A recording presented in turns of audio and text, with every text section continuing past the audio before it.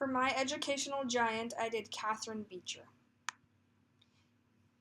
Catherine Beecher was born in East Hampton, New York on September 6, 1800 to Lyman and Roxanne Beecher. She was the firstborn child into a family of 13 children. Her family is known as one of the most influential families in the American culture and politics in the late 19th century. Catherine didn't have much formal schooling as it wasn't popular at the time for girls to attend school. However, at the age of 9, she did attend the Litchfield Female Academy in Connecticut. Here she began to gain some opinion about how women are intellectually equal to men with help from her teacher. At the age of 16, Catherine lost her mother Roxanne. With her being the oldest in the family, she felt it was her duty to step up and help raise her younger brothers and sisters along with her father. Along with the duty of raising a family, Catherine continued to teach herself through independent study. She wrote many poems. One particular poem was read by Professor Alexander Fisher. He became very interested in her, and soon they fell in love and were engaged. Unfortunately, Fisher was killed in a shipwreck, and Catherine was left heartbroken and never married. From that point on, she vowed to put all her efforts into the field of education. Catherine moved on and with her sister Mary went on to found an all-girls school in Hartford, Connecticut. Here they taught girls the basics of education and how to become mothers. The girls took greatly to what was being taught and began to change people's minds about girls and their learning capabilities. Over time, the school did better than expected, and it soon had so many girls enrolled that it was hard for the school to accommodate them all. Through donations, Catherine was able to expand her school to become Hartford Female Seminary. She was able to hire more teachers who taught more subjects and made students well-rounded. Perhaps one of Catherine's biggest contributions in schools was the promotion of women as teachers. She claimed teaching was more important to society than a lawyer or doctor. Around 1830, men were being drafted into the Civil War, and there was a great need for teachers. Catherine made her voice heard, stating, "God designed women to be the chief educators of our race. It is woman who is fitted by disposition and habits and circumstances for such duties." She believed that women should be able to take the place of those men leaving the education field and replace them with women who so desperately wanted more to life than being a housekeeper. As more and more women became teachers, men no longer believed that teaching was a man's job and left it to the women. She also believed that women should be educated as teachers and should spend more time qualifying to become a teacher. Not only is Catherine known for her promoting of women in schools, she is also known as the pioneer of physical education for women. She believed that everyone should live a healthy lifestyle. This included not wearing tight corsets, healthy eating, and being active.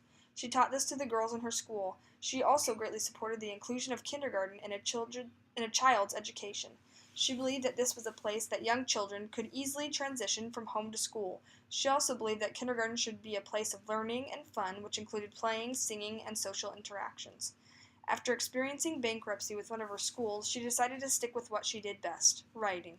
She wrote many textbooks that schools greatly relied on for curriculum. She also gave many lectures focusing mainly on the free education for everyone. She then created an organization known as the American Women's Educational Association. She hoped that this would help promote the building of schools in the developing frontier in the West. At around the same time, she also expanded her idea of women's education to include home economics. This included cooking, cleaning, sewing, and other household duties, as well as maintaining good health. She believed that women should be able to become teachers, but their primary job was to be a mother and a wife, taking care of the home. She believed that teaching was an extension of this, and that a woman's motherly and nurturing traits would carry through nicely in the school setting. After living a fulfilling life of teaching, lectures, and writing, she passed away in Elmira, New York in 1878 at the age of 77. Catherine Beecher has greatly influenced both teaching and myself today. Girls would not have the opportunity of attending school regularly and without payments. She helped mold society into believing that women were born intellectually equal to men. Women would be at a huge disadvantage if people still thought the way they used to. We would not receive the same learning opportunities as men would. Women would also be confused as to what their jobs in the home are. Because of Catherine Beecher, their sense of purpose as a mother and wife has greatly improved. Schools would be completely different with a totally different dynamic having all teachers be males. I, having had a male teacher in the past, have experienced the difference between male and female teachers. There are male teachers who do a fantastic job, but there just seems to be something missing. I personally believe that many men do not have a loving and nurturing quality that young children are drawn to, which Catherine pointed out. Without Catherine, men would also not be able to have a job that pays well and be involved in something that they truly love doing. Nowadays, they would not be receiving a pay that would allow them to fully provide for their families. Many women would be turned down for a job because they would not be considered qualified enough to be a teacher. I personally have been influenced by Catherine Beecher. Without her, I would not be an educated woman. I most likely would have never attended school and would only know basic things that allow me to go about my daily in-house duties. My family also would be impacted, as my mom would not be a kindergarten teacher like she is today.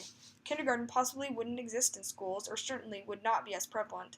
Young students would miss out on the important kindergarten experience and would not get the love, nurturing, learning, and fun that kindergarten offers.